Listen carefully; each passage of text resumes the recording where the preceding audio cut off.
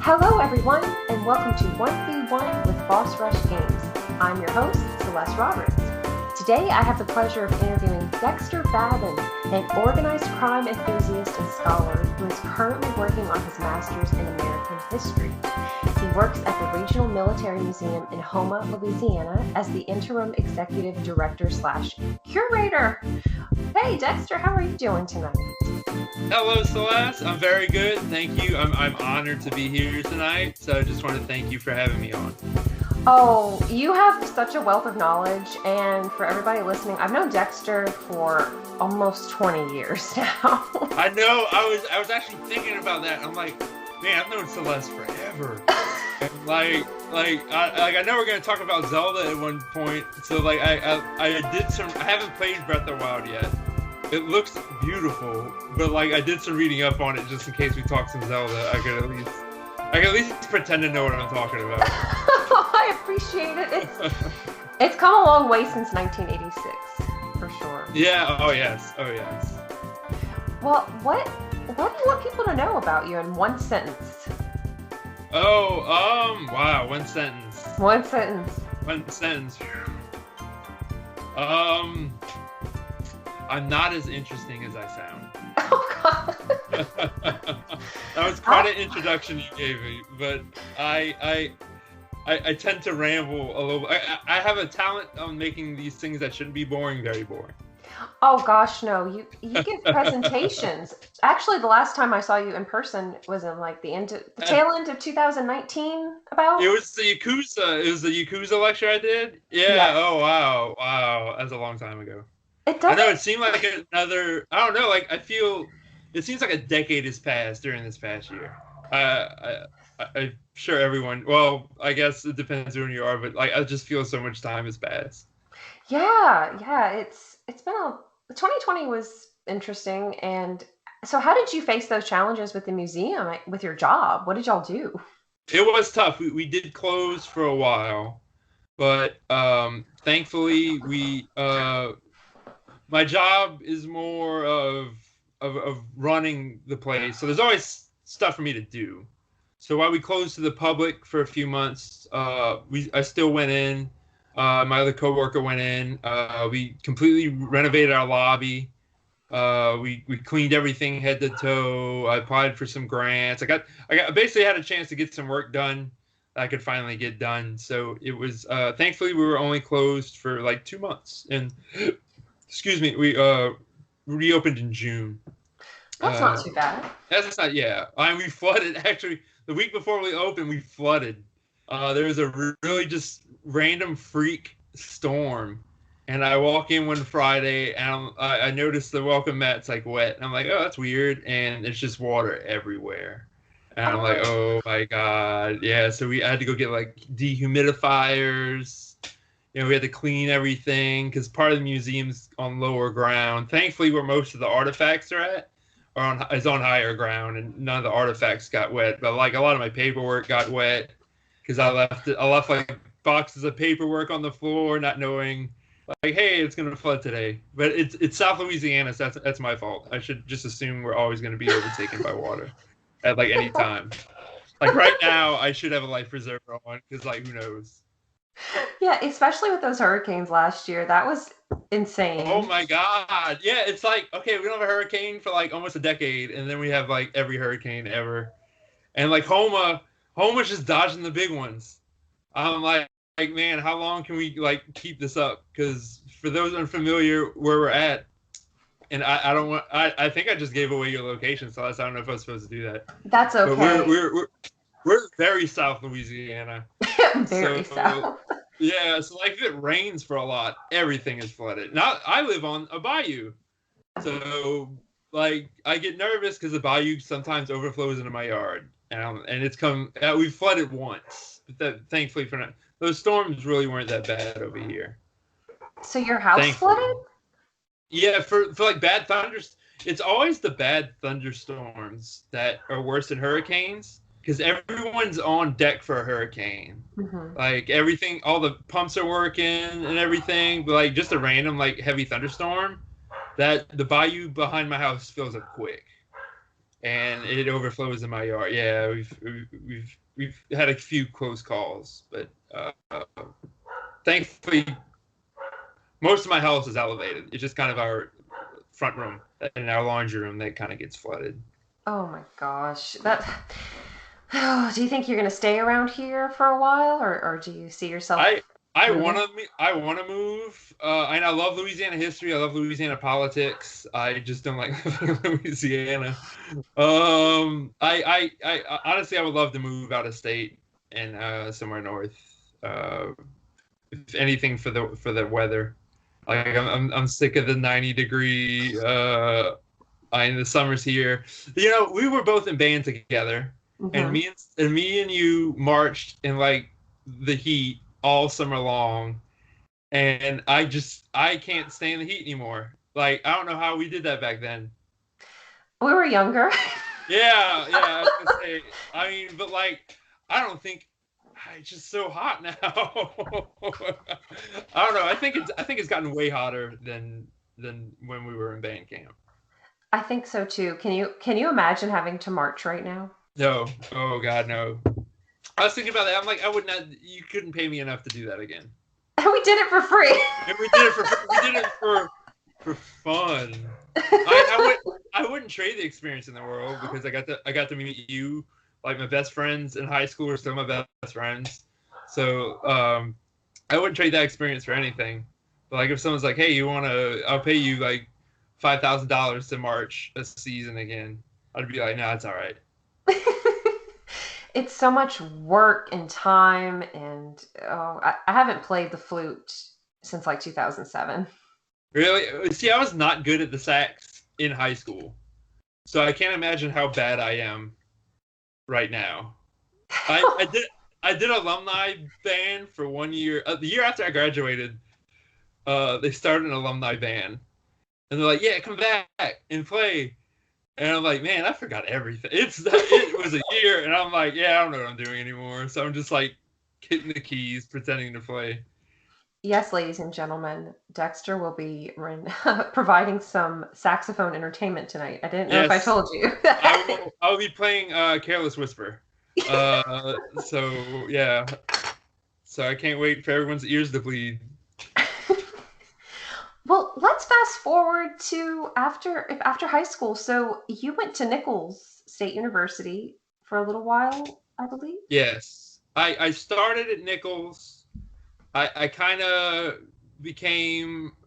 I didn't know what I wanted to do, so I started at Nichols. I got a job at Blockbuster, and I'm like, you know what? I'll just do that forever. Because I love movies. I'm a huge movie buff. I love talking movies. And like you get this kind of high working at a video store because people come to you for recommendations and stuff. So you kind of get to like just like make people absorb your taste. And most of the time they'd come back and be like, I'm never taking a movie recommendation from you again because I like recommend good stuff. Like people were freaked out. But I ended up and like math is my not my strong suit. I don't like math, so I ended up going to Fletcher Community College to take math. And then I ended up transferring to the University of New Orleans in 2010.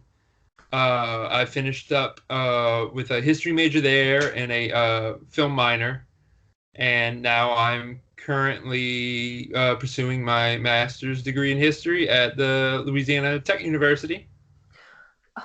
Are you thinking about going the PhD route? I would love to, but the job market, like, first off, there's not many history PhD onlines. I'd have to do it online. And there's not a lot of that right now. The pandemic may change that. So I don't want to rule that option out, but I don't know. I would love to teach college and just be a professor, but the chances of that are slim. Just the job market with that is there's too many PhDs to go around right now. So No. Well, I think you can teach with yeah, your master's, though, right? you can, but you can't get tenure. I want to be a Oh. tenured professor. I want to like be that old cottery dude that never leaves. But Well, yeah, I could teach if I was lucky enough. I could technically start adjuncting now because I have so many hours of my master's degree under my belt. So um, maybe in the near future I could maybe start teaching at Nichols or Fletcher, just an adjunct class. Yeah. So what inspired you to pursue the master's? I actually it was two things. I got a random email in like 2011 with an invite to be on Vice Television, and it was going to be about Southern culture, and they read my blog and they wanted me to talk about organized crime, and they're like, well, what's your, they basically asked me what's your highest education. I'm like, oh, I just have my bachelor's. And they're just kind of like, oh, yeah, you'll be up there with like people with their PhD. So we'll get back. Eventually, they're like, yeah, we'll get back to you. And I never heard anything ever again. So I'm like, man, that's just kind of like a roadblock. That always like kind of simmered in me. I'm like, maybe I should get my master's, maybe not. I didn't think I was smart enough to get my master's. Oh. And then my wife started her master's degree, and I made her take a history course just so I could like take it for fun. I'm like, I'll do your history, take Civil War history. And I ended up doing really good in the course. So that summer I applied to LA Tech and I got in, and yeah, I've been going for it ever since. Wow. When are you scheduled to finish? It should be, I have to decide if I'm doing a thesis or not. So I should have like a year and a half left. You think you're gonna do it? You're gonna do it? I want to do it. Here's the thing, my original advisor was like, yeah, don't do a thesis. You don't have to do that. And I'm like, yeah, but like I kind of want to. So like he retired or he got another job. So I'm thinking of speaking to my new advisor and doing a thesis because I would really love to do a thesis. Do you have an idea in mind? I would be New Orleans organized crime, right about what you know. So it'd be something to do with that. Yeah. That would be awesome. So what do you do for a living? I did say that you work at the Regional Military Museum in Houma, Yes. Louisiana. Would you like to elaborate on that? I want to quote Casino. I'm gonna paraphrase Casino. I'm not. I serve in the day-to-day. I serve at the pleasure of the board on a day-to-day basis. I'm not the boss. I kind of oversee the day-to-day activities. And yeah, that I not to sound like this, but like I do everything. I kind of wear a lot of different hats over there. So it runs from historical work and curating to archiving and kind of registering artifacts to like paperwork and just bureaucratic, just the kind of everydayness of running an organization. That's a lot of work. It is. It's. I love it. It's fun. I'm extremely lucky to be where I'm at. So I'm incredibly grateful for my job, and it's you meet a lot of cool people, and it's a really nice place to work. How did you find out about it, the job, when you first I was actually started? working. I didn't even know there was a job open. You say that again? I'm sorry. Oh, it's okay. How did you even, I mean, you knew about the museum, but how did you even find out that you could work there, that there was a job available several years ago?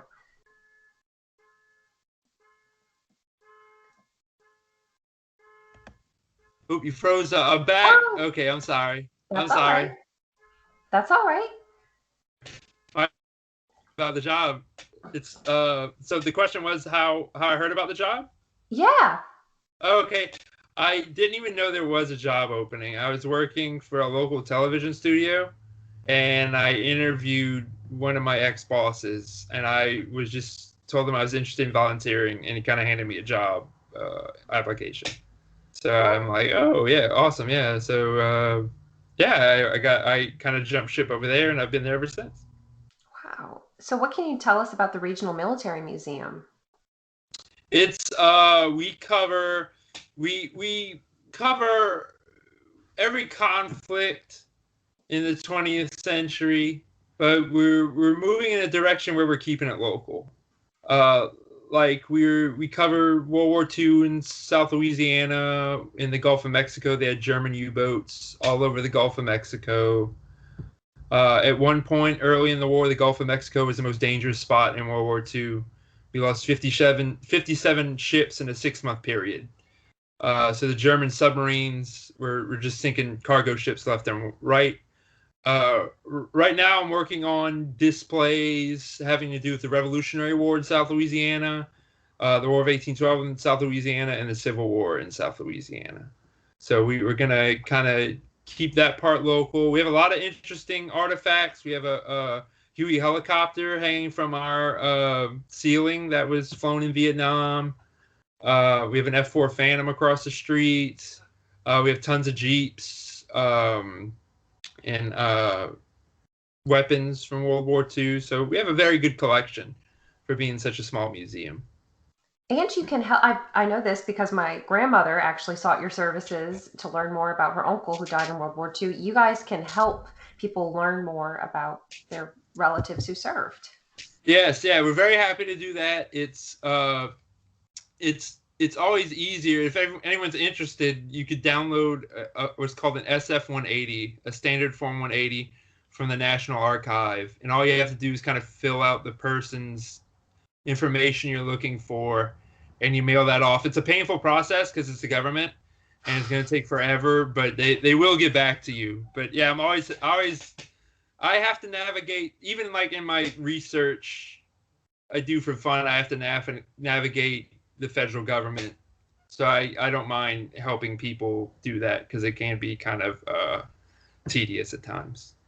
Oh, I love the Regional Military Museum. Remember I interviewed you in 2013 or so?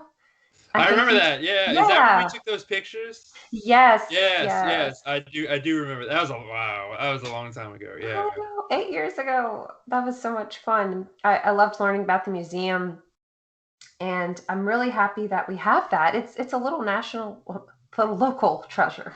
It is. You need to come back. A lot has changed since the last time you've been there. You need to come back. Well, when is the museum open? We are open 10 to 4 Monday through Fridays and 10 to 2 on Saturdays.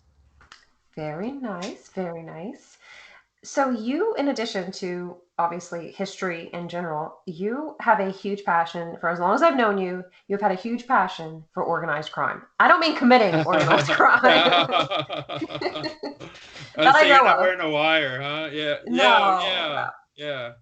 No, it's just something I always, I kind of fell into it. I don't know how it started. My mom got me the Godfather trilogy on DVD one year for Christmas, and I never liked organized crime. There was no inkling that I even wanted that for Christmas, but she got it for me. So I'm like, okay, I don't know what these movies are. I'll watch them, and it completely changed my world, and that kind of sparked the interest.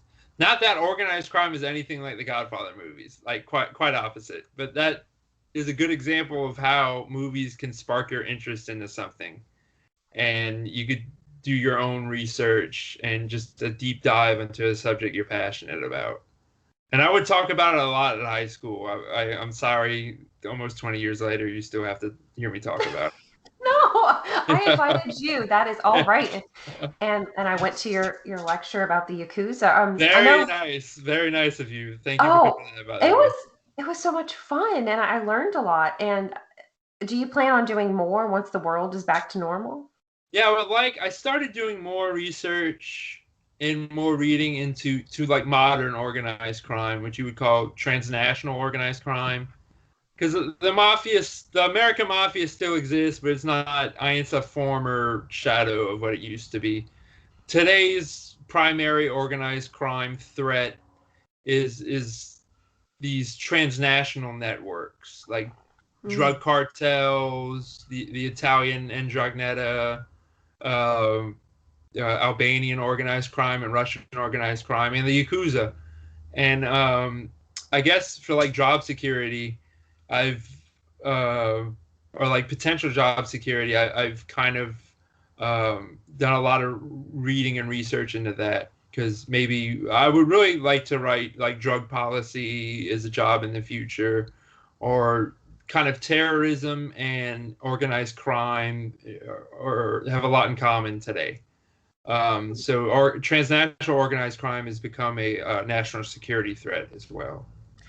Yeah, you post a lot about it on your Instagram and Twitter, and I learn a lot. Like you're the encyclopedia. I just retweet the encyclopedias. But that's the good thing about Twitter. You know, Twitter was kind of a shithole for a while. But there are really good academics and scholars and policy writers on there you could follow. It doesn't just have to be people yelling about movies and politics. There's a lot of good learning you could do on Twitter. I I have never, I started never using thought it. I'd say that. Yeah, I never thought I I'd say that. know. Yeah. I joined in like 2012 and I thought, I don't get this. I'm just going to keep using Facebook and Instagram. But I have abandoned Facebook and I'm just using Instagram and Twitter. And Twitter, there, I think it's a great tool. I really do.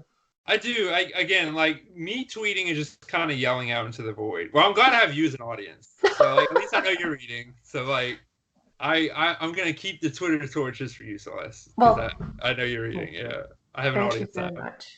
Thank you.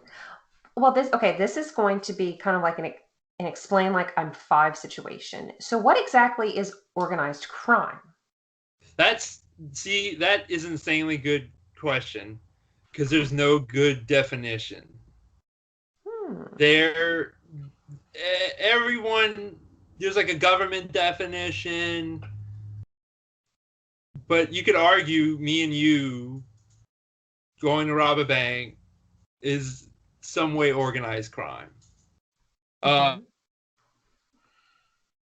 I say usually they're involved, but today's transnational organized crime syndicates, their structure is very fluid. It's not like this tight top-down hierarchy we've grown used to American organized crime, the American Mafia. But it's very fluid. It's more like a straight line across, and it needs to adapt whenever it can. And that's where I feel law enforcement is behind. Law enforcement just automatically assumes every organized crime organization is this top-down hierarchy when it's not. And but yeah, I mean, there's very motorcycle cartels. And organized crime is essentially a group of people committing acts that is organized in some fashion.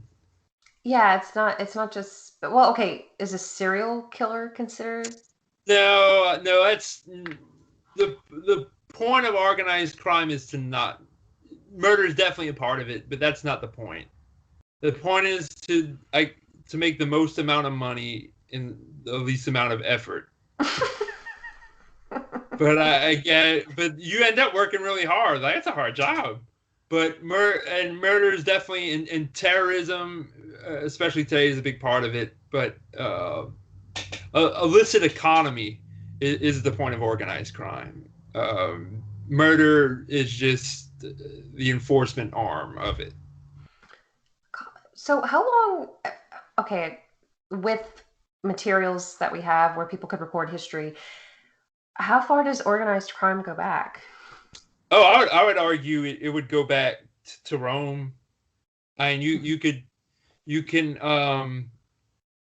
now there's no it would be different because they'd be all politicians essentially. Like if you study the political machine, I mean, Rome was huge in the clientele and political machines, and you would have gangs. There's a really good book called Violence in Republican Rome by Linott is his last name, and the gangs back then were kind of like how the gangs were in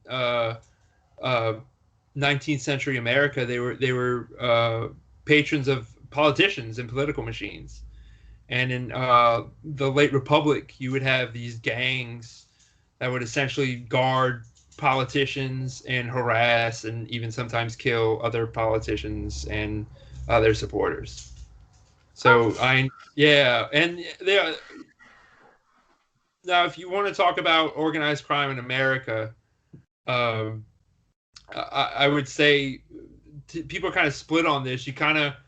start to see organized crime gang form. Well, you could say piracy is a form of organized crime, most definitely. But if we're talking like urbanized organized crime, kind of like what we're familiar with when you say the word organized crime, uh, some people say once you see these, again, to go to the political machines, these urban political machines like Tammany Hall, and gangsters kind of started serving these politicians. Or a lot of, I've read some really good scholars saying gangsterism was brought over by Chinese immigrants in the 19th century. And these Tong gangs kind of influenced American gangs, and we didn't even realize it. What? Yeah, yeah. So so to answer your question, it's been, I'm sure in one form or another, organized crime has been around since civilization. Wow. So, what's the psychology behind organized crime? Have people really touched on that? Yes, and it depends what you're talking about. With in Italy today, it's very family based, especially with the Ndrangheta. You have entire clans of families kind of involved in this. You know, with gangs, it's like a lack of a family thing. Like you join these gangs to substitute some part of that in your life.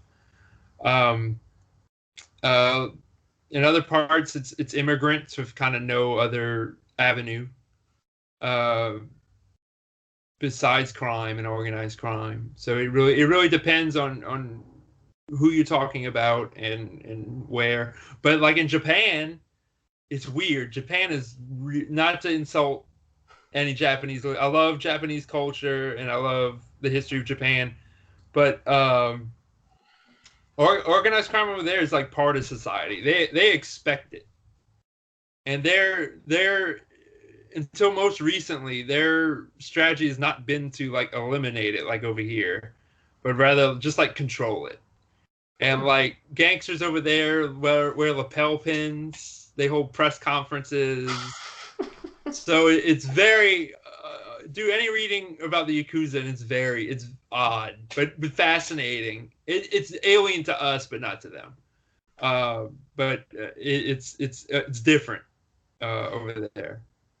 I remember from your lecture, you were explaining how the Yakuza, they actually give back to the communities. They're Yeah, they're very, not dumb. They realize that good PR goes a long way. And during the last major earthquake they had in Japan, you had Yakuza members handing out supplies and blankets and diapers. And that's kind of how they see themselves. They see themselves as like guardians of people, and they see themselves as samurai. Like we are what the samurai have become today. And of course that's not true.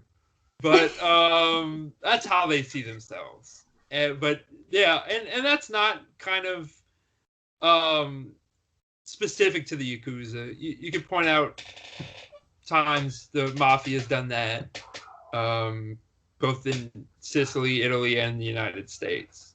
It's really good PR hmm, to kind of at least show like you're helping out people. that's really interesting.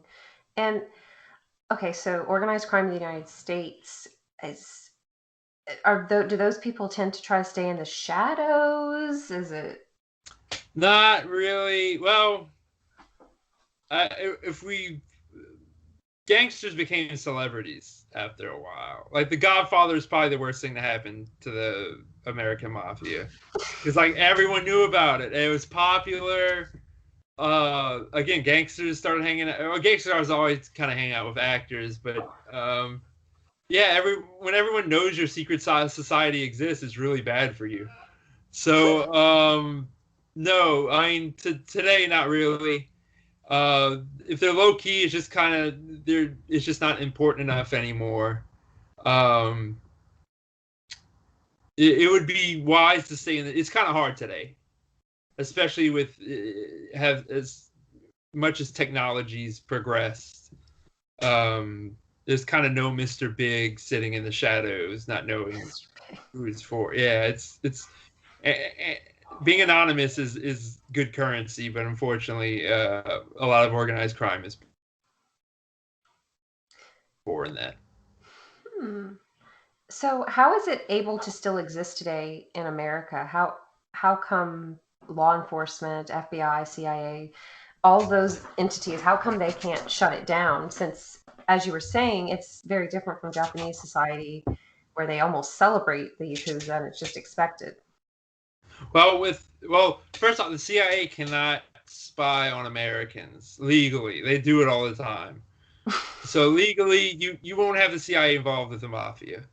But now the American mafia is kind of done. It's still around, but it's not nearly as successful as it used to be. And that was through a series of laws like the RICO Act and several other strategies law enforcement has shifted to combat organized crime. Well, the American mafia in particular. Our problem is today, again, is transnational organized crime. Like the cartels is probably the biggest problem in America today. And what's frustrating to me is I started going through hearings on organized crime in the 80s and during Reagan's era, kind of like 85, 86. And a lot of things they identify with Latin American organized crime we're still struggling with today, and we kind of ignore. So RICO is the RICO Act, which is the Racketeering Influence Corrupt Organization Act. Excuse me. That's a good law if you could prove structure. And you could prove, well, this guy works for that guy, so we could charge that guy with this guy's crimes. So the whole point of that was these bosses would insulate themselves with underlings, so they would never get arrested. The underlings would get arrested. But if you could prove conspiracy, you could charge a boss with an underling's crime, and the boss's whole chains of command can go to prison. And that was very effective with the American mafia. But with cartels, it's not one organization. It's a bunch of little circles of organizations working with each other, and they're constantly in flux. And it's to the point where there's some parts of South America that are kind of like narco states, to the point where these drug smugglers are kind of in control in some areas of the country. And I don't know how you solve this because Mexico does not have its own RICO Act. Other nations kind of not having the right laws to combat this. Like Japan just introduced plea bargaining like 10 years ago. So before that, you never had anyone really testify because there was no point in it. There was no plea bargaining.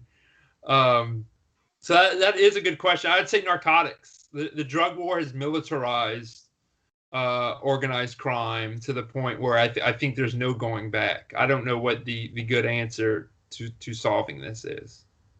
So what exactly is a cartel for people who may not be aware? Well, a cartel, a regular definition is a group of businesses that kind of price fix. Like OPEC would be a cartel. What?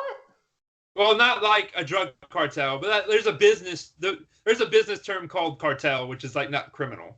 Affiliated. I didn't know that. Yeah, it's a legitimate term. It's just a bunch of businesses, or in this case, criminal organizations working together to fix prices on something. And it's not a technically accurate term because there's no price. Whatever you could, it's whatever the market fluctuates with. But that's what it kind of means. It's not one organization. It's a bunch of smaller organizations working together.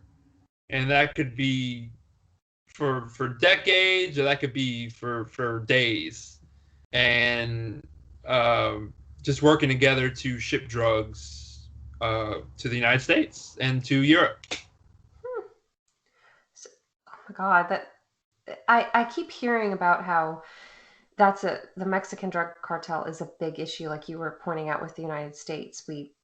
How do we like you said, you don't even know how can we solve this.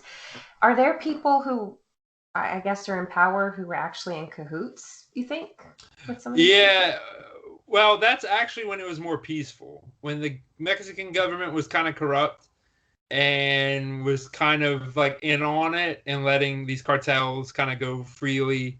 That's when you had the less kind of violence. It's when there was a reform, I forget his name, there was a reform president that came in, and that's when he kind of declared war on the cartels.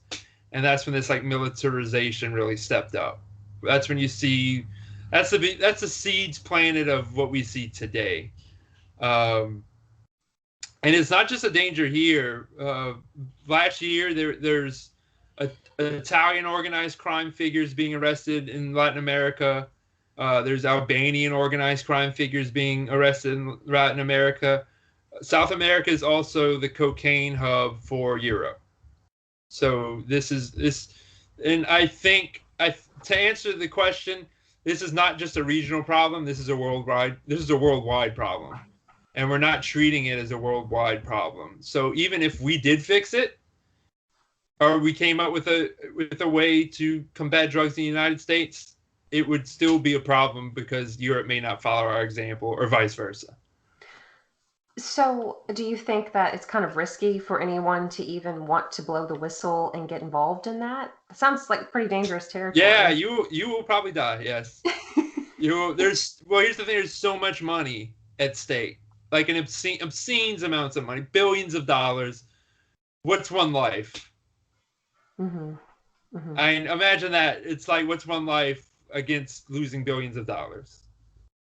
Oh my God, it's Not to justify it, but that's kind of what it comes down to. That's kind of the way these figures think.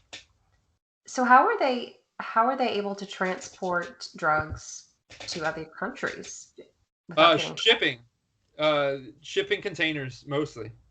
In the 80s, they would fly them to the United States, but that got way too difficult with NAFTA being passed in the 90s, which is the North American Free Trade Agreement, which opened up trade between Latin America, the United States, and Canada.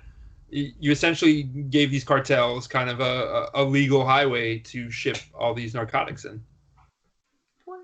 Yeah, I'm telling you, you can't look through every shipping container.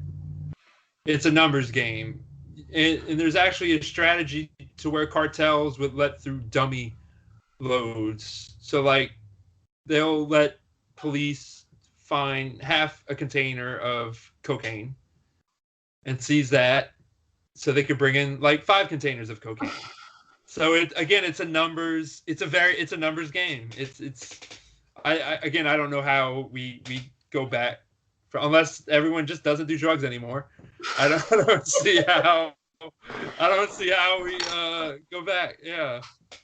Well, besides drugs, are there any other goods or services that are part of these Well, organizations?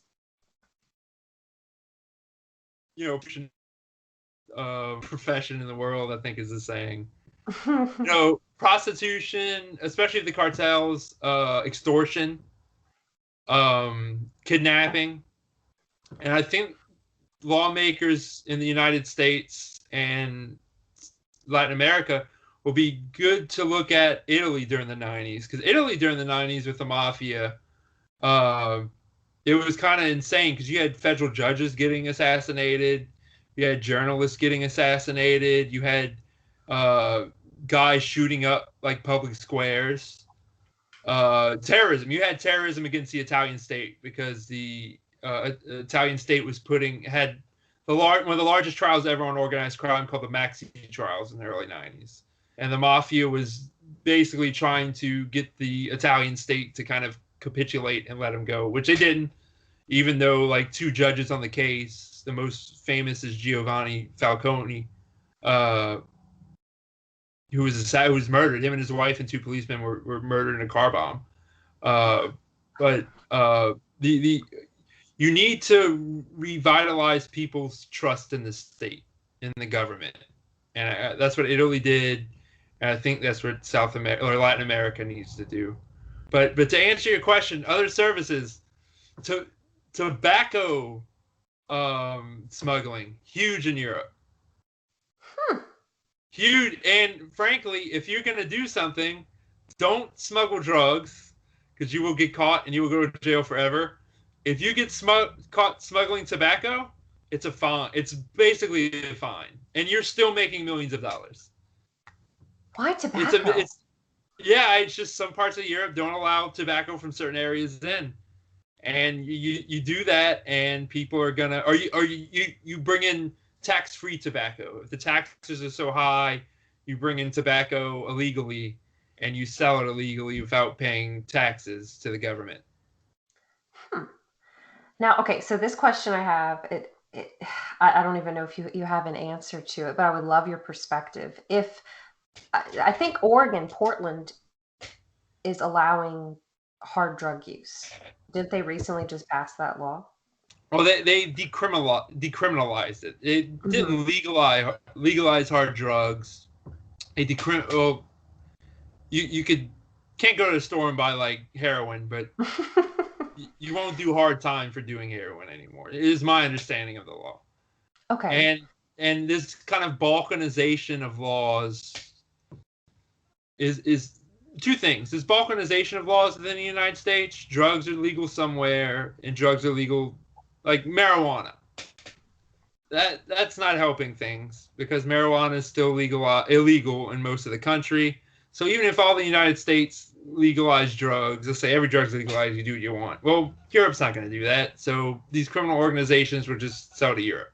Hmm. And even though marijuana is legalized, you still have a healthy, illegal marijuana trade in those areas of the country.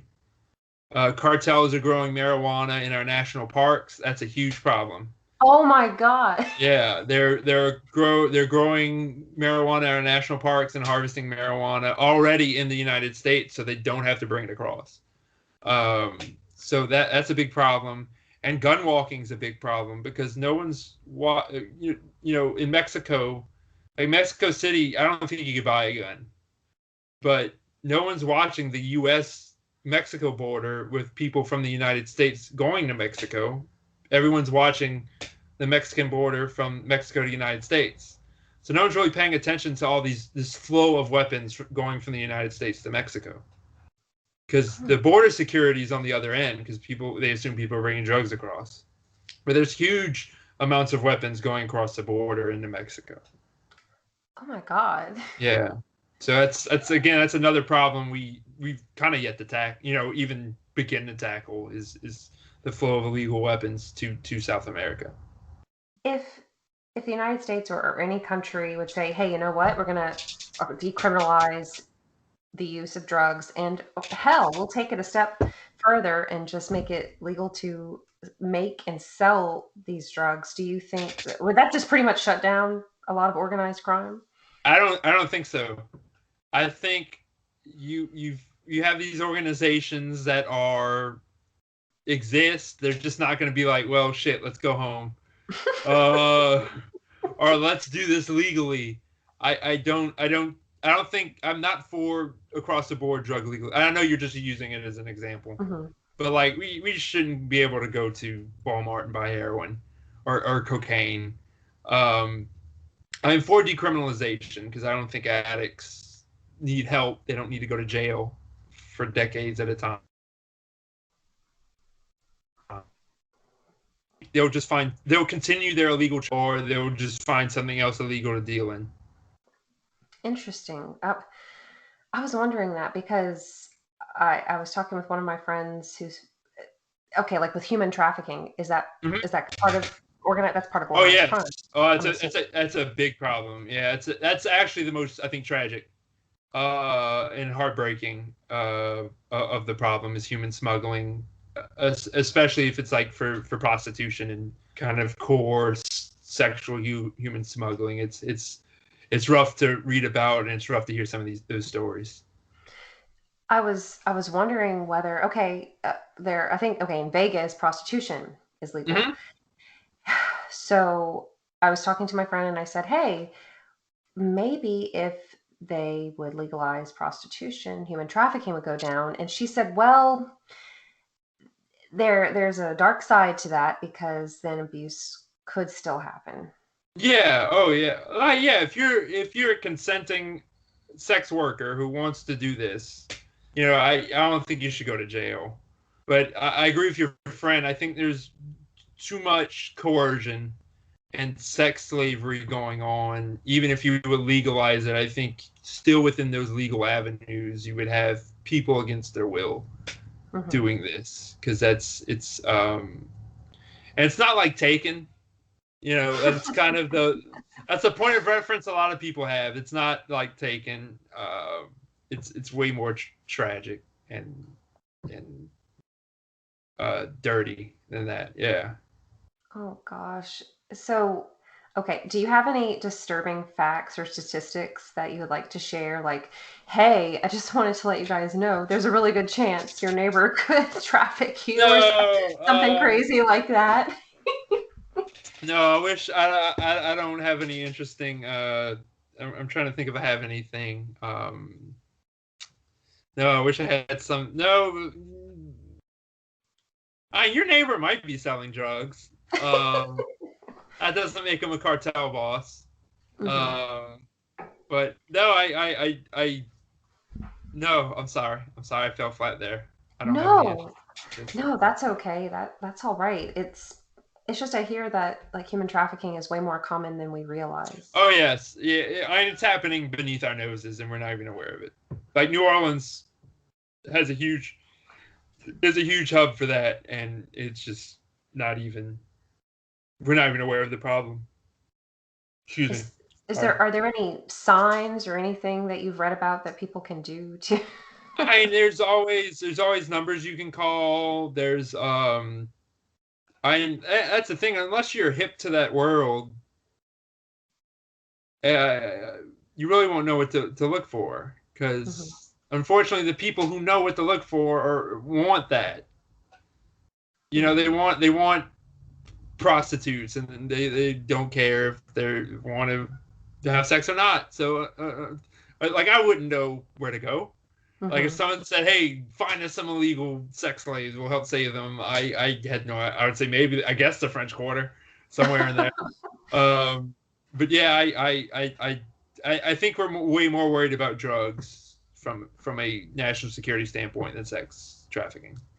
And that's not that drugs can cause issues, but I would think that people's freedom and their dignity, their safety, Oh it's yes, yeah, and it's big among migrants and immigrants especially. But the I guess the strategy is drugs is a moneymaker right now. mm, So if you can cut off the money at the source, it would hamper the organization somewhat. But again, there's no good. You cut off one head of the Hydra, five grow back, and oh.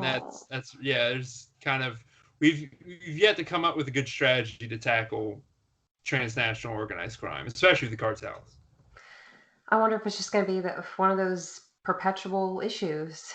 I think it for the immediate future. I think it will. We'll see. I'm interested to see how the new administration does that, because Obama was kind of the first president to kind of recognize transnational organized crime as a threat Mm. and freeze assets of five organized crime groups, which I wonder if I can remember them all. The Zetas cartel, the Camorra, which is an organized crime, which is an Italian organized crime group, very disorganized though. The Yakuza, um, some Russian organized crime group, and some Albanian organized crime group. The Brothers Circle. So I would be Trump kind of ignored European transnational organized crime and really focused on not even cartels. It was MS-13 was his big kind of group he went after, but I wouldn't even call they were a transnational gang, and they're very violent and they're very dangerous, but they're not good at what they do. And man, I hope no one listens. Oh, I might be killed by an MS-13 member now. Like a lot of the members do drugs, and whenever a leader in MS-13 would try to organize them, it's like, let's deal the drugs instead of doing them. He would get killed. So like they are dangerous. They are a threat. I'm not trying to downplay the threat at all. But the Trump administration would be to label them terrorists, which scholars are split on the advantages of doing that, because you can definitely label organized crime as terrorists from a definition standpoint, because like extortion is terroristic. Um, in murder, a lot of murders are public murders to send messages, so that's terroristic. But what legal advantages does labeling a organized crime group a terrorist organization give you? And I've heard a lot of pro arguments, and I've heard a lot of anti arguments, and I've heard good retorts from both sides. I can see both sides of the fence. I think the problem is with our justice system, and we need to really refine these laws, or make these laws more fluent, to where you don't have this debate. You just do it. That's interesting. I didn't realize that they were starting to recognize transnational organized crime. Oh yeah, it kind of took a backseat to terrorism, of course, after 9/11, Mm-hmm. but it's becoming now a worldwide threat, to the point where it has threatened national security. So we need to respond to it and such. Wow. Well, you mentioned Taken, and that brings me to something I know a lot of people are very curious about. So, based on what you know about organized crime and from the movies and the video games that you've seen, how do those portrayals rub you? Like, do you think they do a great job? Do you think they're exaggerated? Are there a lot of fallacies? Yeah. 99.9% of movies it could be great movies, but do a bad job of portraying organized crime. And I pick on The Godfather, because The Godfather's at fault, because nothing in The Godfather works like that in real life. And I would say Scorsese's movies, like Goodfellas and Casino, they're not accurate to what exactly happened, but they are authentic to what happens. So if you want to look at a very authentic portrayal of organized crime, I would say Goodfellas and Casino, because you get the kind of racketeering lifestyle with that. With video games, I'm glad you brought this up. I haven't played Mafia 3, but and people hate on Mafia 3. For like, everyone just shits on this game, but I'm like, I was interested because it takes place in New Orleans, like in the 70s, and the main bad guy boss is obviously a Carlos Marcello, who's a mob boss in New Orleans. He's kind of a stand-in for him, a very poor one. Sal Marcano, I think, is the guy's name, and that's not accurate at all to New Orleans, how the New Orleans underworld was.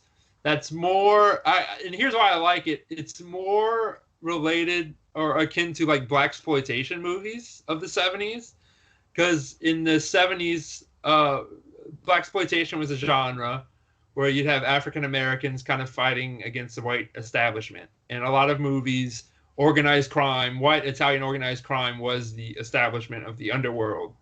And you had movies like Black Caesar, Black Samson, Cherry Hill, all with African American gangster characters fighting against the white establishment of organized crime. And that's essentially the plot line to Mafia 3. So I really enjoy the plots, but translating to the reality of organized crime in New Orleans, yeah, it's nothing. It was nothing like that. Huh. Have you played any of the Yakuza games? No, I want to. No, I have you? I haven't. I see people tweet about them, like the one. It looks good. It looks like GTA, but with like Yakuza. But I hear good things about it. I hear really good things. I want to play. I just, not this important, but I just don't have the time. No, I understand. So, are you familiar with the Red Dead Redemption series, the Wild West games? I am. Yeah, I would love that. I also like Frontier history, spaghetti westerns. I love westerns, so I would love to play Red Dead. But I hear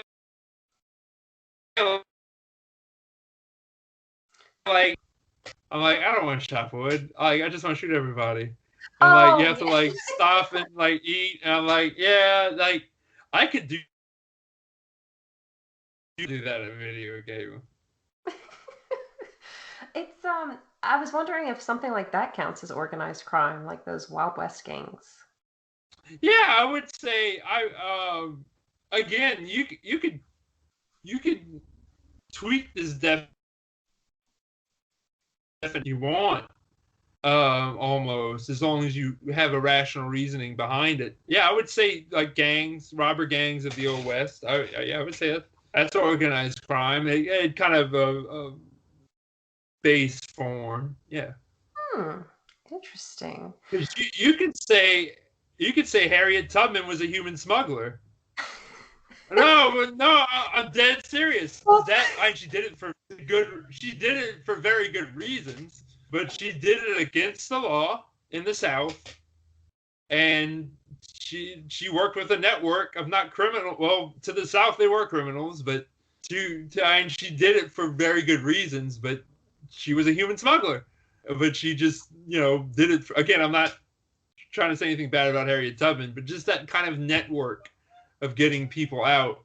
It would be interesting. I think it'd be interesting if someone wrote about slave smuggling, human smuggling of slaves out of the slave South into in the North. I think that'd be a very interesting topic for a paper. well, you should write it. I should write it. No, I don't know. I don't know how well received it would be. But it's interesting because it's one of those technicalities. Like technically, at this time, this was considered illegal. So this is why. Yeah. If you look at it from the South, I'm sure they saw her as a criminal. Yeah. As this was, or they didn't have that term back then, but that would have been organized crime in their eyes, probably. This is interesting. This is fascinating. Oh no, I feel like I'm rambling. I'm not born yet. No, not at all. And I'm glad you mentioned Mafia 3 and Carlos Marcello because you and I live in Louisiana and I'm assuming you go to New Orleans sometimes too. And okay, I need to know more about Carlos Marcello. Like I know there's probably hours worth of information you could go on, but I would love to know more about that because you also said Louisiana politics is a passion of yours. Oh, say that last part again. I'm sorry. You said Louisiana politics is a passion of yours as well. And I don't know how many listeners are aware of Louisiana. New Orleans without studying politics. Because at most of the early 20th century, any kind of organized crime that existed was kind of below the political machine. And before Huey Long, you had two democratic political machines that kind of worked together. And then Huey Long came and kind of destroyed it all. So organized crime, would kind of adjust to these political turmoils and stuff like that. So I think a big gap in the scholarship has been people have either studied organized crime or they've either studied politics, and they've never put the two together before. And that's kind of what I'm doing now. If you want to hear, I'm going to do some self-promotion while we're on New Orleans Mafia. I sat on a virtual panel on organized crime and law enforcement at the 24-hour crime conference that was hosted by the Global Initiative Against Transnational Organized Crime. So people can go on there and see my face again, unfortunately. But if you don't like my face, I was also interviewed recently on Audio Boom's Mafia podcast about Marcello's predecessor, Silver Dollar Sam Carolla. So that should be coming out in the near future. And I don't know how much they'll use of me. But that's something else. You could hear my annoying voice too. But if you want to walk away with something about Marcello, and this is where a lot of my original research has come in, the New Orleans Mafia was not structured like any other mafia organization in the country. It was way disorganized. It was not this, again, thanks to The Godfather, we're kind of used to a boss, an underboss, a capo regime, and a soldier. I argue that the Mafia New Orleans was not structured like that, and it was service that they approached combating organized crime in New Orleans like that, because it took them decades to finally put away Marcello in jail. Huh. Well, what kind of crimes was he known for?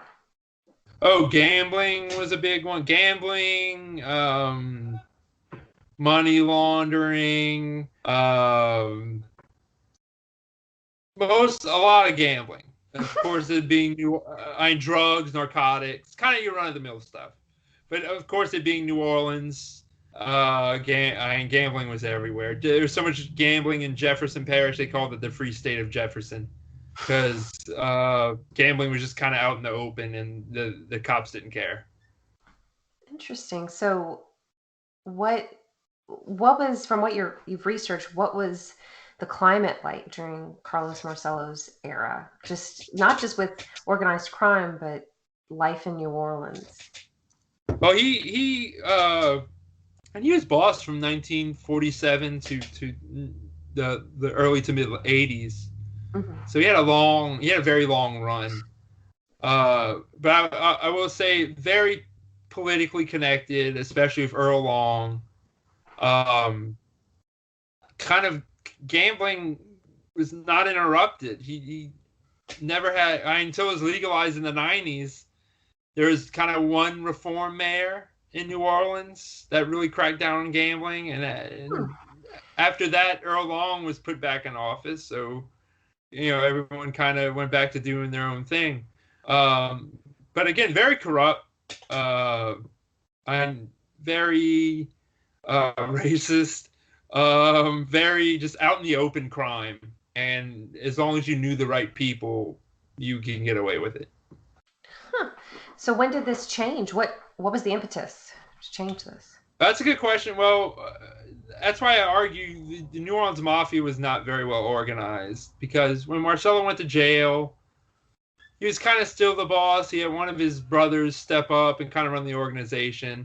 And then the son of Marcello's predecessor became boss, Anthony Corolla. And that was around the same time they started legalizing gambling. So they wanted to establish a skim off of video poker. And they got the Genovese family from New York involved. And that was kind of their downfall, because it ended up being this huge sting that took all the New Orleans Mafia down. And there's no New Orleans Mafia anymore, because they were all old guys in the 90s. So after they all went to jail, they either died in jail or got out and died, or their sons went to jail and got out, and they're kind of involved in organized crime. But I would argue there's no organization there anymore. It was just a different time. That era was over, where politics wasn't as corrupt. You really couldn't do things out in the open anymore. Gambling was becoming legalized, so you couldn't make all this money off of illegal gambling anymore, because people would just go to casinos now. I doubt they were really heavy into narcotics enough to keep the organization going by that time anyway. So it's kind of like all their revenue dried up. And you mentioned Huey Long, and he's a figure. I'm sure most of he is a figure. I'm sure most of the United States has at least heard of him. And if not, you should read up on him. The Kingfish. Yeah, very interesting. It's kind of sad how politics works down here, because we needed Huey Long to get into office to pave roads. Our government couldn't decide to pave some goddamn roads. We needed a dictator to come into office and say, "Hey, guess what? We're paving roads now." So it's the specter. You still hear politicians today blame Huey Long for the way the government works. Depending on your outlook, he was either a good guy or a bad guy. So very controversial figure in Louisiana politics. What is it about Louisiana politics? I don't know if it's just the South or is something about Louisiana. What is it? I always argue Louisiana is like the third world of the country. People come here to extract our natural resources. People come here to party, but like corruption just festers down here, and no one does anything about it. And like that hotel that collapsed, the Hard Rock Hotel, like that was a calamity. I would not expect anything to happen like that. Like I would expect something to happen like that in Italy in the 50s when like organized crime was involved in like bad cement deals. But like in the United States, like in the United States in New Orleans, for that to happen and that to just stay there like a monument of failure to just bureaucracy, I'm deeply disappointed. And I love Louisiana. It's just I'm disappointed on how, you know, this like good old boy political machine still runs the state. So like if someone doesn't get their palms greased in the right way, it doesn't happen. You still have this and it's almost expected. Like people are surprised when it doesn't happen. So I mean that's still, it's not nearly as like, it's just so expected. No one does anything about it. Like people voted for Edwin Edwards when he wanted to run again. People voted for a crook who went to jail for being a crook, and he got out and he wanted to run for Senate, and people voted for him. So that's just the kind of, I don't know what to say about that. Do you have any idea why Louisiana is like that? I mean, do other states deal with anything similar?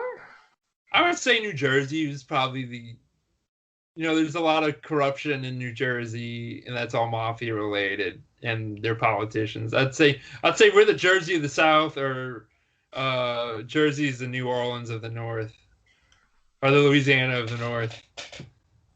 I had never thought of that before, or Jersey. Yeah, but I don't know. Jersey's a little nicer, I think. I don't know. I don't want to insult people from Louisiana and or Jersey. I feel like you're gonna get a lot of hate mail. I mean, it's a world that's surrounding us and we see it, and we keep hearing how we need more taxes to repair the roads in Louisiana. Well, what were you doing previously? Why are the roads still not fixed? Well, yeah. Well, I assure you, all that money went into someone's pocket. And this guy, his name was Gil Dozier, and he was the the head of the Department of Agriculture, like in the 90s. So you're like, what can that guy do? He's head of goddamn agriculture. He went to jail for like murder for hire, racketeering. He would extort grocery stores by like threatening, because the Department of Agriculture would go in to grocery stores and like make sure their meat scales were working, and if the meat's, you know, so they give you a price. If that's all, that's big trouble for grocery stores. So you like extort grocery stores by like threatening to do that, and I'm like, man, we can't have anything nice in this state. Can you repeat that part about the meat? It cut out for a little bit. Why? I'm sorry. That's all right. The Department of Agriculture is in charge of going to these grocery stores, and when you buy like meat, like ham, they put it on the scale, and to see how many pounds of ham you're going to buy, so they can tally up a price. Well, the Department of Agriculture is testing those scales to make sure they're accurate, to make sure the grocery store is not ripping you off. And if they get caught with that, that's a big fine. That's a big problem for a grocery store. So Gil Dozier would extort grocery store owners. If you would not pay me an X amount of money, your scales are off, and you've got bigger problems. So you might as well just pay me the money. Oh God! Yeah, you got caught. You got caught on a lot of stuff.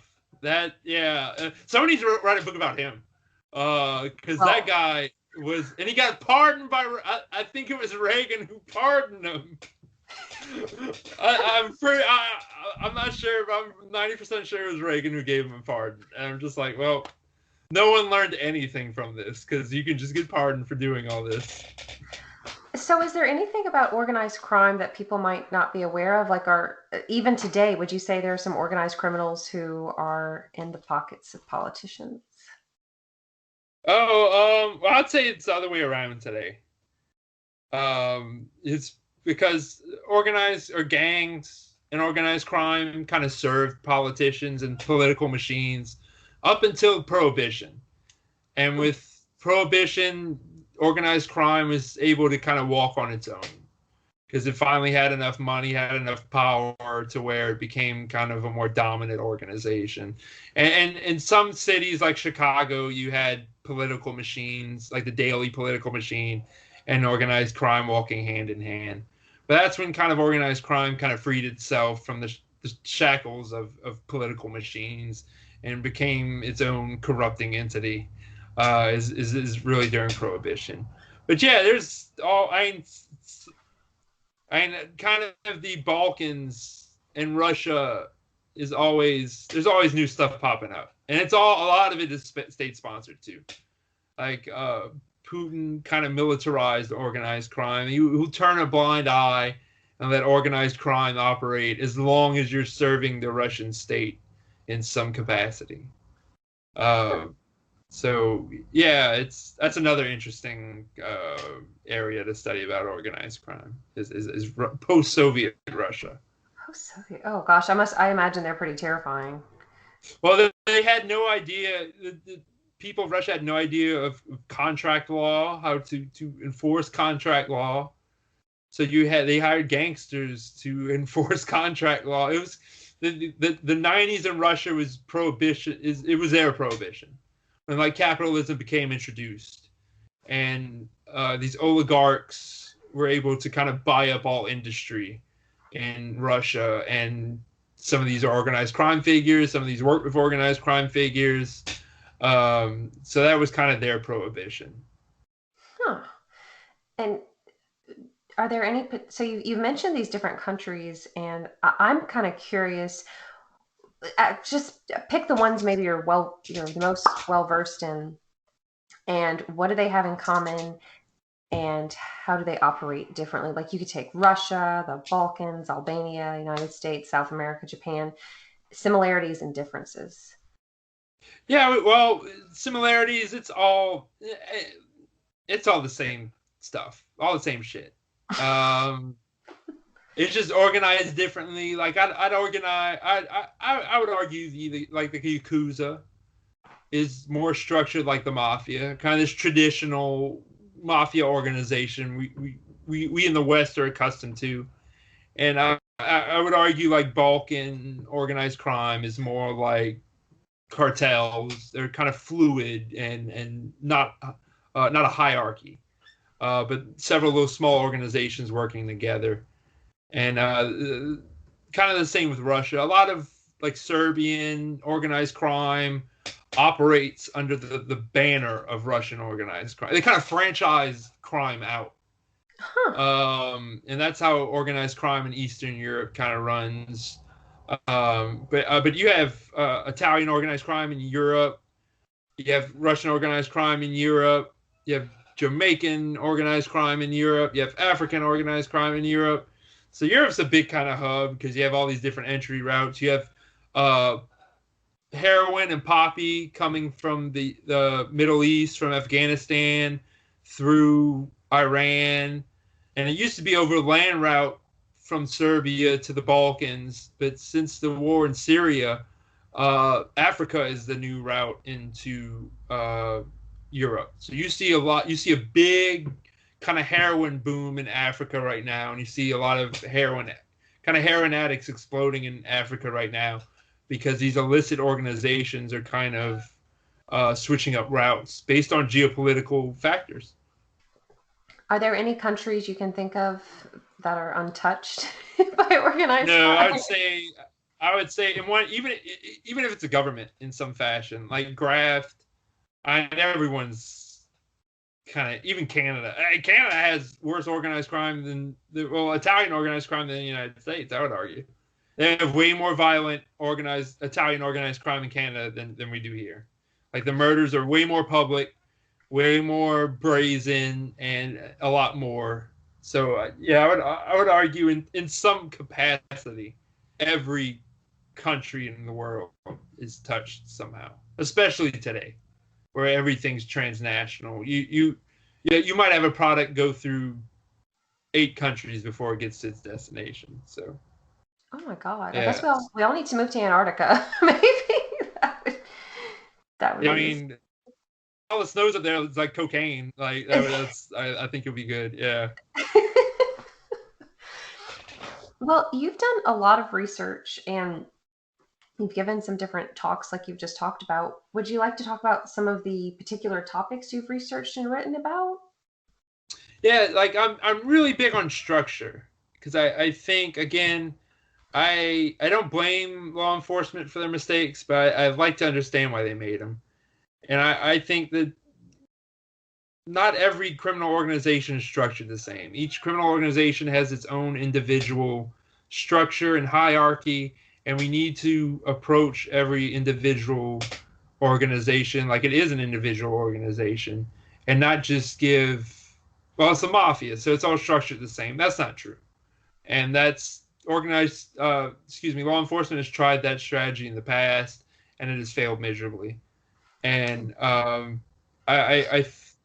wrote a paper. I have to write another paper because I've been kind of riding on the curtails of this paper for like 2 years now, giving talks and conferences about just structure and how structure is important, and we need to take that into consideration. Do you have any other topics you're thinking about for the future? I am. That's my problem. I'm really OCD.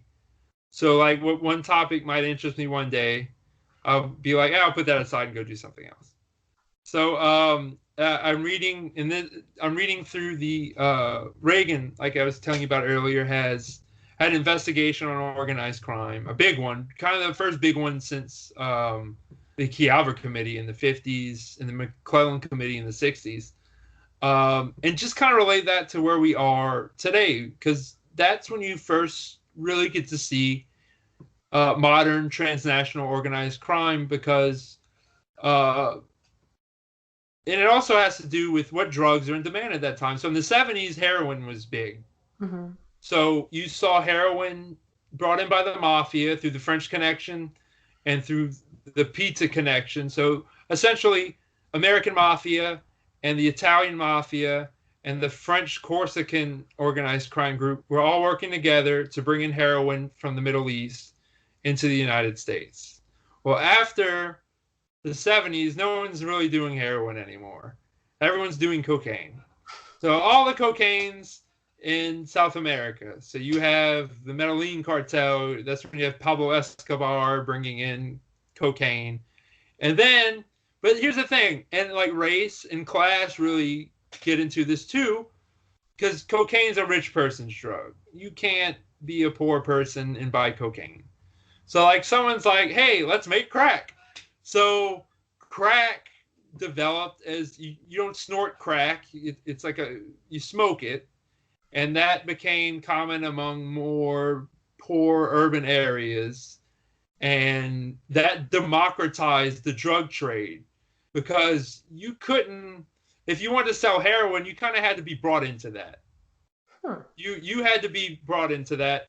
If you wanted to sell crack, all you had to do was buy some cocaine and then make some crack. And then you outbreak of gang violence in the 80s, because there was much more freedom to distribute and make crack. And you had all these little all these organizations stepping on each other's toes, and they were killing each other. And that's when you see this big boom in violence. And that's when you see a lot of racist laws passed towards people who would do cocaine would get lighter sentence than people who would do crack. Huh. And it's really sad when you look at it, because cocaine was more of a white person's drug. Crack was associated with poor African American urban landscapes. So doing a little bit of crack would get you way more time than you doing like a line of cocaine. And I'm not saying, hey, go do cocaine, but that's the laws, and you can see it different in these organized crime hearings too, because in the 70s when Nixon started the war on drugs, he was kind of compassionate towards addicts. Mm-hmm. But in the 80s, the viewpoint came in, well, you're part of the problem. You are at the bottom ring of this organized crime structure because you're supporting organized crime through purchasing drugs. So we're going to put you in jail for like 30 years. And now, thankfully, we've starting to do an about face on that. because addicts shouldn't be going to jail. Addicts need help. They shouldn't be going to jail for the rest of their lives. They should be getting the help they need. So that's kind of what I'm doing in one portion. And the other is like the longs. I kind of want to study organized crime in Louisiana along with the political machines in Louisiana as well. Oh, God, those sound fascinating. And I love, it's very interesting that you brought up the 80s because that's when Nancy Reagan had her whole, oh gosh, what was the Just say no. Just Say No, that's what it was. Just say no. Yeah, and the kind of, I guess the irony is during that time we were so obsessed, the Reagan administration was so obsessed with defeating communism that when communism was gaining a foothold in South America, we were propping up insurgent groups like the Contras. The Iran-Contra affair is the most famous. But we were looking the other way of Contras bringing cocaine into the United States to sell, to use against their fight against the Sandinistas' communist government. So a lot of people are saying the Reagan administration was in on it and the CIA brought cocaine into Los Angeles. I don't think that happened, but I do think the government knew about it and just looked the other way. Conveniently looked the other way.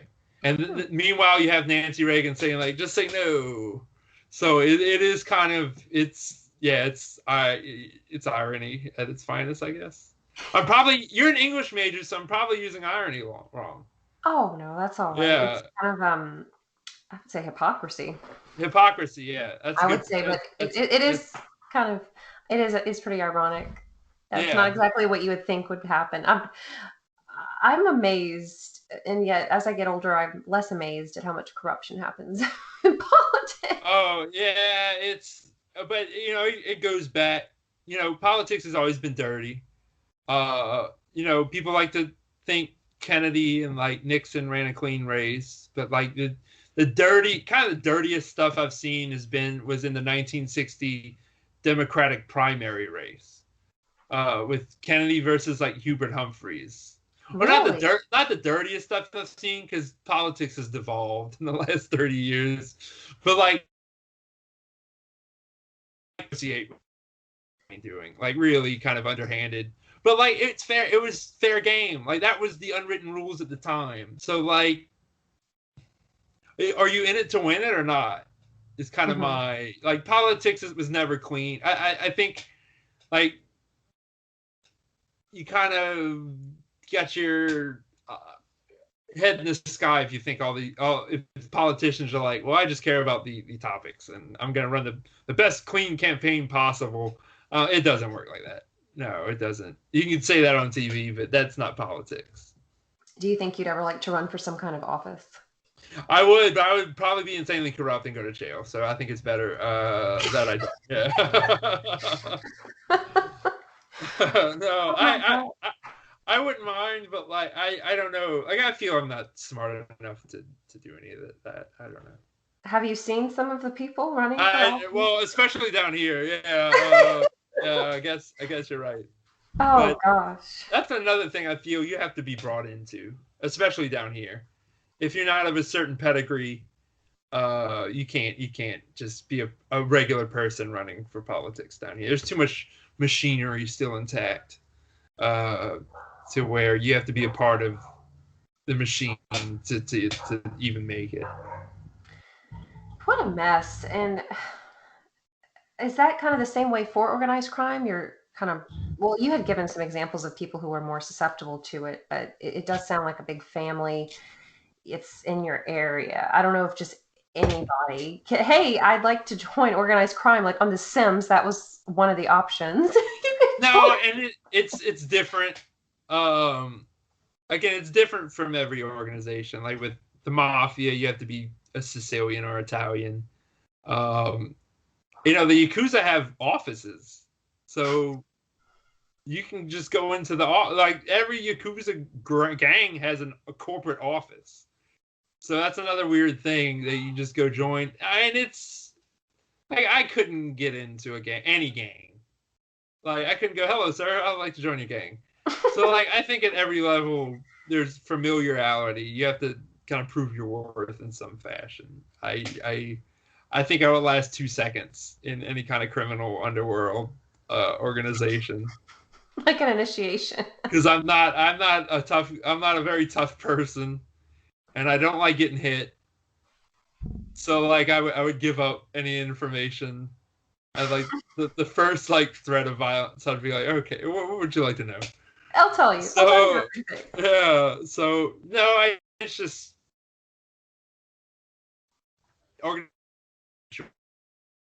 rules you have to follow. So it depends who you're talking about. This is something I just thought of. I don't know how much research has been done or the psychology behind it, but I was kind of thinking, have people really reached out and studied the spouses and families, the children of people involved? I'm sure there's been work done. I think where you need to study that is kind of more third world, because that's where the poverty is a big problem. You know, kids of gangsters today probably grow up middle class, like in the United States. So they're probably somewhat well adjusted. But like in Africa and South America, where it's kind of desperation, it's like you have, like, this is your avenue. This is what you're doing. I'm sure there's a lot of that studied. I don't know I don't know the psychology side of it too well. Yeah. Wasn't there? I never watched it, but wasn't there like Mob Wives? Wasn't that a TV show? Yeah, it's like a reality show now. So I'm kind of like, this is stupid. This has gotten really stupid. I never watched it, but it just the idea. It's hard to feel bad for those people because, like, they're all like just yelling at each other. I'm like, you're so obnoxious. Just stop it. You're a caricature. Stop it. And I'm amazed they even made a TV show about it. I have to look more into it. But hey, are you kind of letting the cat out of the bag with what your husband? That's the thing. The mafia in America doesn't matter so much that they can make a TV show out of this. Never in a trillion years you would see this in Italy. Never in a trillion years you would be dead beyond belief in Italy. Still today. Oh, yes. Oh, yeah. Organized crime the mafia is completely different in Italy. Completely different. Yeah. Very hush hush, very clandestine. Oh, not so much. You don't make a TV show. You don't. Yeah, it's violent over there to this day. It's still very violent. Yeah. So everyday people like you, like me, what are our chances that we've brushed past someone involved in organized crime in our everyday lives? I mean, if you ever purchased an illegal drug, that had to come from somewhere. So if I went and bought cocaine, again, I don't do cocaine, but chances are that, if you play 6 Degrees, that drug probably started in South America, and that was brought by someone working for the cartel in here and was given someone that deals drugs over here, and it ends up in your nose. So that you're eventually, probably there's a good chance. But again, you don't, unless you're involved in that world, you probably don't know. Well, next time I go to the grocery store, I'm just going to start asking people, excuse me, are you in the mafia? Do you have any cocaine? Do you know where I have cocaine at? Well, Dexter, is there anything else you would like to discuss? We've talked about the museum. We've talked about your education, your plans. Is there anything else you'd like people to know? One more thing. I want to talk about movies real quick. Yes, please. You're big movie buffs. And I want to throw out to your audience, if anyone in your audience, I've had a lot of beer. If anyone in your audience is like, I'm bored with movies, I haven't seen anything interesting lately, Italian cinema. I'm talking about movies made in Italy during the 70s and 80s, because it's insane. It's the most insane shit you've ever seen. And I feel everyone in the United States, their exposure to Italian cinema is good Italian cinema, like Good, the Bad, and the Ugly. And, all the Clint Eastwood Westerns and some other spaghetti Westerns. That's all Italian-made movies, and that they were all very good movies. But there's a whole genre of Italian movies that are terrible, and they're really made to market to an American audience. And I'll give you probably the best example. They made an unofficial Terminator 2 sequel in Italy in the 80s. But it's called Terminator 2, but it's the plot to Aliens. It's the plot to the second Alien movie. And it takes place in a Venice overrun by these monsters. And there's like a squad of Marines that go underneath Venice and try to kill all these monsters. And it's the literal plot to Aliens, but it's called Terminator 2. And it has this Arnold Schwarzenegger guy looking like on the cover. And it's bananas. It's like the most insane thing I've ever seen in my life. And that's so cool. Even the gangster movies made in Italy are like off. But again, it's all part of the history of Italy. Because even if you watch Good, the Bad, and the Ugly, there's not a lot of dialogue in those movies. And I think that's why those movies are popular here. Because up until like the 90s, the Italians would film a movie but not use the sound recorded on set. So then that's because all these Italian directors after World War II were used to using these American wartime cameras, which were loud while these cameras were rolling and make this loud grinding noise. So film using sound on set would be, you couldn't use it because you'd have all this grounding noise in it. So you had every actor do what's called additional dialogue recording, ADR. They would record as best as. And for Westerns, that's fine because you might have one or two lines of dialogue. Like for these gangster movies and like the Terminator 2 movie, you have like tons of dialogue and it never matches up. So it looks terrible. And that's why Italian cinema never really took off in the States. That's my brief Italian cinema history lesson for you. Oh, I appreciate that. So you did recommend Goodfellas and Casino, I believe, earlier. Casino, yeah, I'm sure most of your audience has seen that. Yeah, I need to see it. I'm really. Did we go see Scarface years ago? Like it in downtown Homa? No, did we? Yeah, there was. You remember one of the local restaurants / bars would do this movie thing on like the Monday? Boxer, huh? Yeah, Boxer, yeah, yes, yeah. Some of our friends, some of our little group of common friends, we all went there and watched Scarface. That was fun. I wish it would still. COVID ruined everything. I know, it really did, and that movie kind of traumatized me with that bathroom scene. Oh my god! The chainsaw. Oh my god! But don't do cocaine. That's what happens when you do cocaine. You get a chainsaw to the head.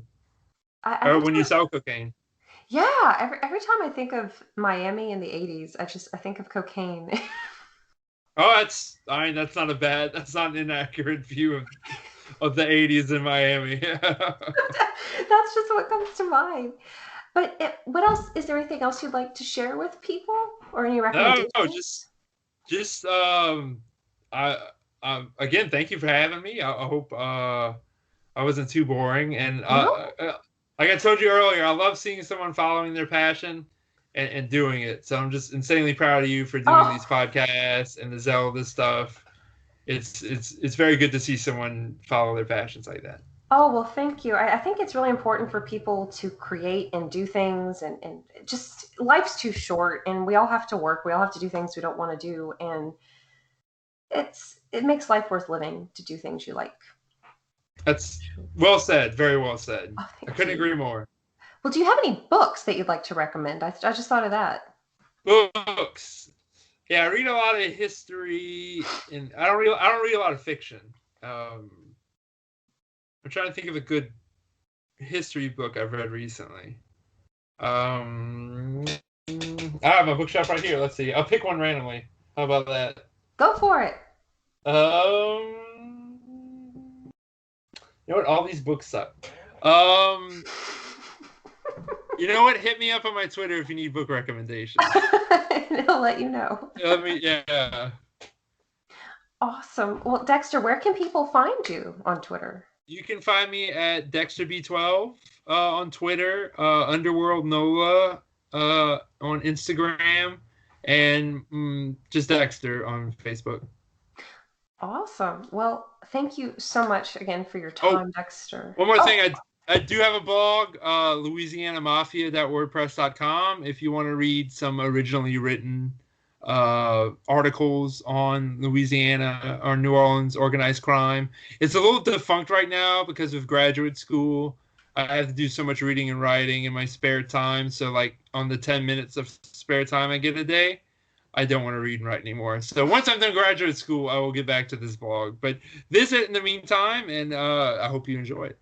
Thank you so much. Well, everybody, you can find Boss Rush Games wherever you listen to podcasts. You can find our YouTube channel if you haven't been watching our faces and watching Dexter enjoy. What beer have you been enjoying, Dexter? This is Parish Atticus. It's a triple hopped IPA. Oh. So it's very good. Yeah, I'm gonna pimp out Parish Brewery in Broussard. Probably my favorite local beer.